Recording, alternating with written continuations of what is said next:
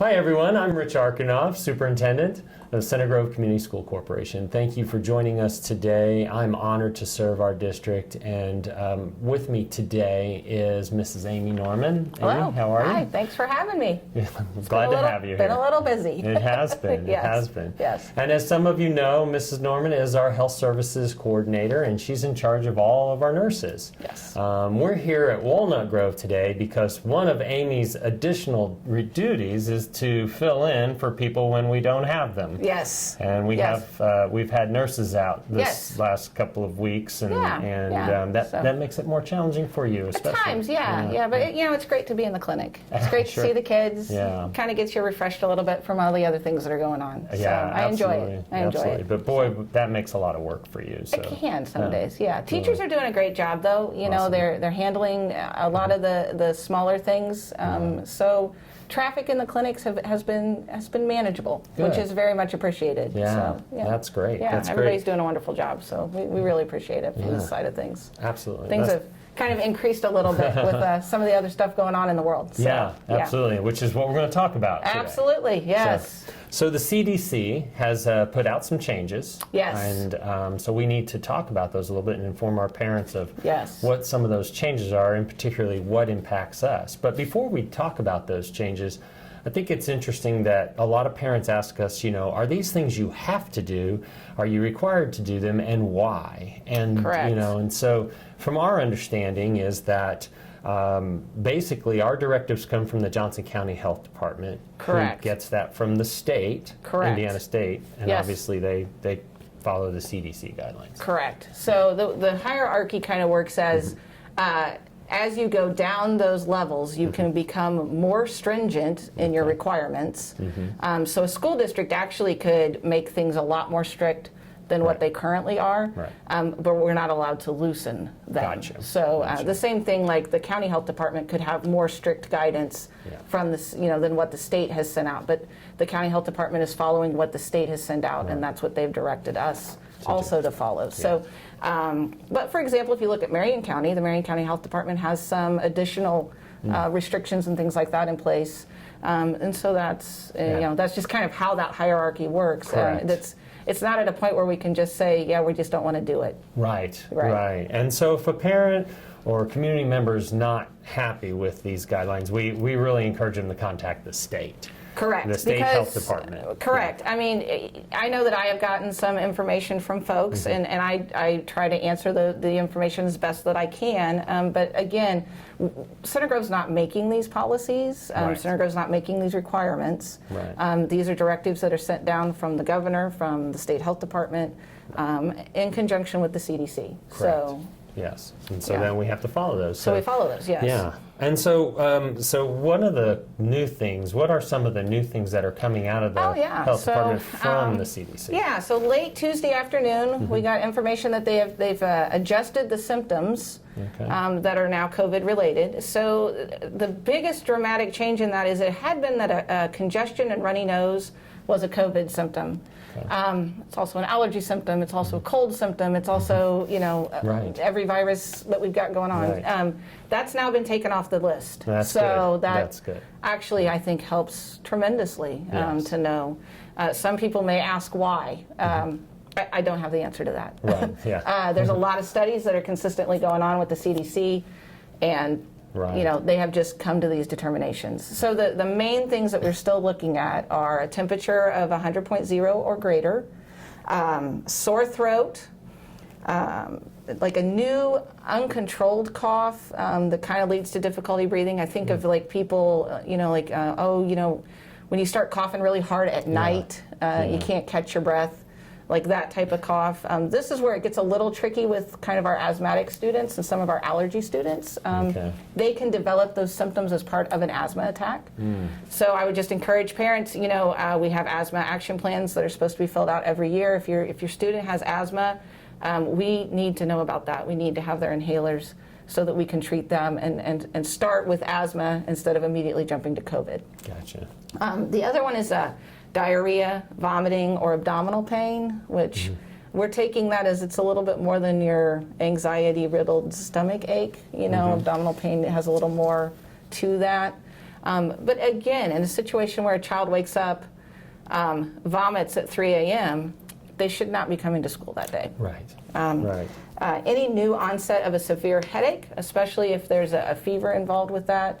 And I realize this can be difficult for our kids who have migraine conditions and staff members with migraine conditions. Again, there's a lot of this stuff we can't diagnose it in the clinic. We just can deal with the symptoms that we see. Yeah. So, and then the third one is, again, that loss of taste and smell is still kind of there. Although, still that very unique thing. It's a unique thing, really. Yeah. So, wow. But those are the new symptoms. The other kind of new thing that we haven't had in the past is that when someone develops these symptoms, we've been told to quarantine like the siblings and really the household. Right. So, what that looks like, but the flip of that is there's also been a little bit of a ease of some other restrictions in regards to that. So what that looks like is for example, let's say I can use my family as an example. I've got 3 boys in the school system. If my oldest son vomits at school, okay, that's one of the symptoms. That high school nurse is going to contact me at that point. My other 2 kids who are in other schools are going to have to be picked up, and I have to take everybody home. If my oldest son, if I take him to go get tested and he tests negative, now everybody can go back about their business. The kid who is sick needs to be feeling better before they come back to school. Sure. If he was running a fever, he'd need to be fever-free for 24 hours. Right. He'd need to have an improvement. Obviously, we don't want him throwing up at school all the time. Right. Which is typical of any illness. Yeah, we want kids to be able to do their best when they're here. Right. But we also we do not have to have a doctor's note if we have that negative test result. Okay. I can go back to work, my kids can go back to work, or back to school. And my son, the one who was sick, as soon as he feels better. Not everyone in the household has to be tested, just the symptomatic kid. Okay. And so if that's the case, if you choose not to get tested, then you have to wait 10 days. If you choose not to get tested, you're going to have to wait that 10 days, and then the people in your family are going to have to, they would be considered a close contact and quarantined at that point. And they would have to wait. And they would have to wait 14 days. 14 days. Because symptoms equals isolation. I try to remember the S's. Okay. Equals 10 days. Quarantine equals close contact. You don't have any symptoms, but now you have to wait those 14 days. Okay. The only caveat with that is that if you go to the doctor and the doctor says this isn't COVID, you've got something else, right. the symptomatic person. Right. At that point, everybody also can get back to their regular lives. Kids can come back to school, that type of thing. And we'll need a doctor's note saying that? At that point, if you're not getting tested, yes, we would need something that says it's okay for the student to return to school. Okay. Who is the symptomatic student can return to school. Makes sense. Okay. It can be a little much. If anything, we've added more to our if-then statements. That's frustrating, but yes. Yeah, that with symptoms, if you test positive, everybody in the household is a close contact. Yes.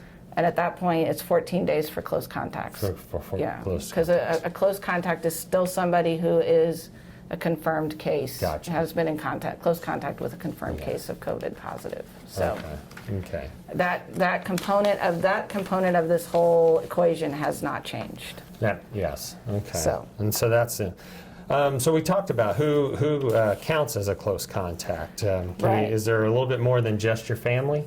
There is, yeah. So, and this is where we kind of see this happening with our schools. If a student has tested positive, and or staff member even has tested positive, then we look at who's been inside of 6 feet for 15 minutes or more.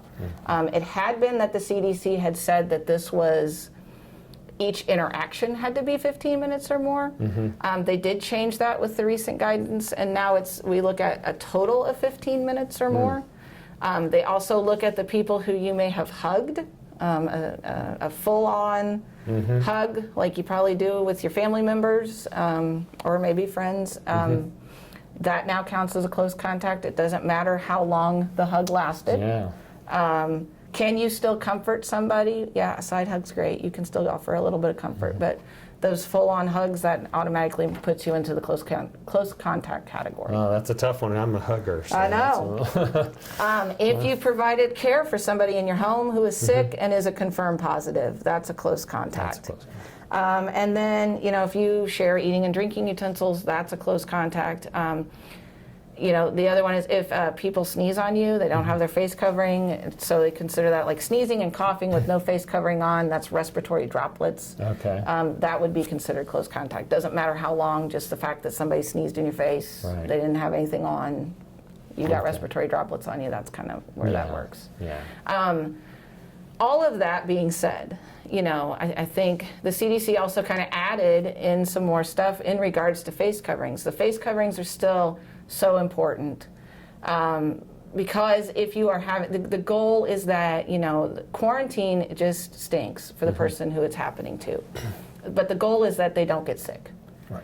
The face coverings is where that comes into play, because if you suddenly were to test positive, I probably wouldn't get sick because we're both wearing face coverings. Because you're going to catch, you're catching your stuff and I'm catching my stuff, and we're not really sharing that. Right. The CDC doesn't take that into consideration, though, when it comes to quarantine. Okay. And that's been hard. That's been very hard for people. Yeah. They even recently added to it that masks and face shields and even like plexiglass barriers and all of that stuff, it doesn't count really? In regards to close contact. Wow. Yeah. So, yeah. It's very difficult right now. It is very sure. difficult. And I know people are very, very frustrated. Absolutely. And I'm right there with them. It is. Yeah. It is a very frustrating time. Yes. I think the key is to, we're doing our best to try to maneuver through these times and maneuver through these different protocols and different requirements that we've been issued. And at the end of the day, there's just certain parts of it that just stink. Yeah, it really is. One of the things I'd say, being here at Walnut Grove today and yesterday at Maple Grove, our kids are doing such a great job of wearing their masks. They're fantastic. I spent some time with some kindergartners and first graders the other day, and everybody kept their masks on, and they seemed totally used to it and comfortable. And and the students are happy to be in school, which we really love. And the more we can all work together, we can get back to this in-person, full force. We're getting ready to do the secondaries now for blended, and hopefully we can create a little bit more distance there. I would say the whole key to it is this 6 feet of space and trying to get people spaced out. The more that I can... the more we have them spaced out, the less people are involved in a quarantine. Right, yes. And it is hard. It is hard. It's hard for the students who are forced into those situations, It is completely happenstance just by how they're sitting in the classroom. Yes. And that... It can be really hard to take. It's hard to take. I mean, I'll be honest, when I'm pulling up seating charts and trying to figure this stuff out, I'm not going to lie. I wonder about, is my kid sitting close? Is this going to now be part of my world too? Right. It's bad enough that I'm having to put that in other people's worlds, but I know that's the risk of my kids being in school, and, we just keep plugging along, doing the best that we can, and it is not perfect, but we're working on it. Yeah. Well, Amy, I want to thank you and all your nurses. Thank you. You guys are out there on the front lines, and I mean, every active suspected case comes in right to you, so you're right there, and I know that's got to be stressful for all of our folks. It can be. I mean, I think the big thing for parents is if you've got somebody in your house and you're going to be awaiting test results. Yeah. Please keep everybody home. Right. Attendance is not going to be an issue. Right. The teachers are aware of this kind of flowing of students and kind of in and out with different things. So please make us aware. If you've got somebody that they're throwing up at home, please go ahead and keep your other siblings home. Get your kid tested. As soon as you have that negative test result, we can bring them back to school. Taking that step immediately will go much further for yourself, your family, and of course the district as a whole. Correct. So, and again, the thing that we still have to look at is we look at that 48 hours prior to when either someone tests positive or when their symptoms started. Right. So that can be confusing. It does result in some different quarantine dates for people, particularly when we look at people being in the classrooms on different days, especially as we go back to the hybrid model. So it is very possible that one kid will have one date and another kid will have another date. Right. Well, thank you again, Amy. Yeah, thank you bet. You bet. And I want to thank you for watching, and thank you for working with us on all of the things we need to do to take care of one another. Please take care of yourselves and take care of your family. And like Amy said, if you're experiencing any kind of symptoms, or anyone in your home is, please stay home, take care of yourself, and we'll get through this together. So thank you, and have a great day.